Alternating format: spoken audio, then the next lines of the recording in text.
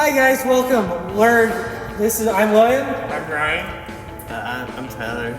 And we're from Bingham High School. We're here to teach you how to properly set up and cut an angle on a 30 degree angle on a chop saw. Alrighty, we do not want to forget our hearing protection here, so you better grab that. This saw is loud. Alright, we have all of our PPE, including our face shields, our leather jackets, and of course our safety glasses. We also have an angle finder, a tape measure, and a speed square. Don't forget your steel-toed boots.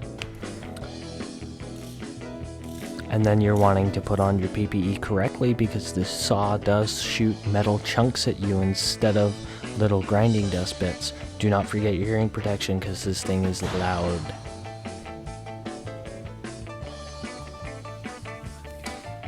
Alrighty, there's this lever that we're going to push down, then we can pull up and it'll lock in place. And then you'll want to undo the cord and pull out that pin, and that pin will open up the saw.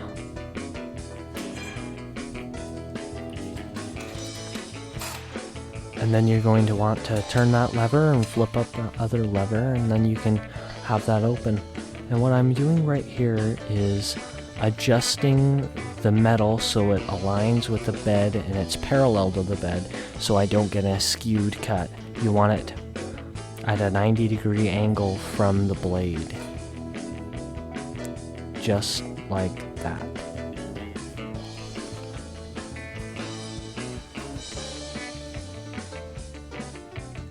And then what I'm going to do is loosen this with this lever, and then we're going to set this fence at 30 degrees, just using the angle guide that's on here already. That should do it. We're going to cinch that down, get it nice and tight. We're going to take it to the German standards, gut and tight. And then we're going to trim an end on this one. You want to make sure that foot is correctly put, not like that. You want to make sure the bigger side is faced towards the metal, and then you can clamp it down and tighten her up. Don't forget to flip that lever or else it will not get tight. Tyler's going to do the cut for us. He's going to make sure his gloves, well, he has nothing that's close to the blade that'll get caught. Now you're going to want to make this cut nice and slow, and remember those are metal chunks, those aren't little grinding dust sparks. It's not like a fiber disc saw, you have to take it nice and slow. It is called a cold cut saw. And then you're going to see that there's a safety feature on the saw that you have to push in that little black circle to be able to pull that dark blue handle for it to start. And then we're going to undo the lever, the spin wheel. And then Tyler's going to measure 6 inches for us, and then he's going to draw what's called a bird's mouth on this. And then you're going to want to make sure that the blade is on the outside of that last line to account for the kerf of the saw blade. And the kerf is just the width of the saw blade. We want to account for that, or else we'll have too short of a piece of material. And what I'm doing right here is I'm going to check the kerf and just line it up just right. Not gonna eyeball it, I'll get it right. Then I'm gonna tighten it down with that knob. And then I'm going to cut this nice and slow. Some people like using gloves, but I personally am afraid of that glove getting sucked into the saw and losing a finger.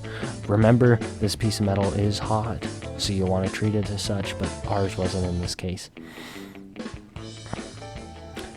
Now Tyler is going to check this with this tape measure, and it reads 6 inches. Wow, that is perfect. And then he's going to take this speed square, he's going to line it up where the side says point on it, and then he's going to check the angle on it. Oh, and there's 30 degrees. And then he's going to take this angle finder that is currently set at 0, and he's going to set that right on top, and wham bam, that is perfectly level. And then we're going to put away the saw. Now, if you do have a longer piece of material, you might consider using a sawhorse, or what I call a jack, or jack stand, and it is this big stand that'll hold your metal. And then you just pull out on these knobs, and then you can gently and lightly push down, and that gash strut will collapse, and that'll saw put away. This is what I was talking about. You can adjust them to lock them in place, but we had luckily a very small piece of metal in this. Thank you for watching.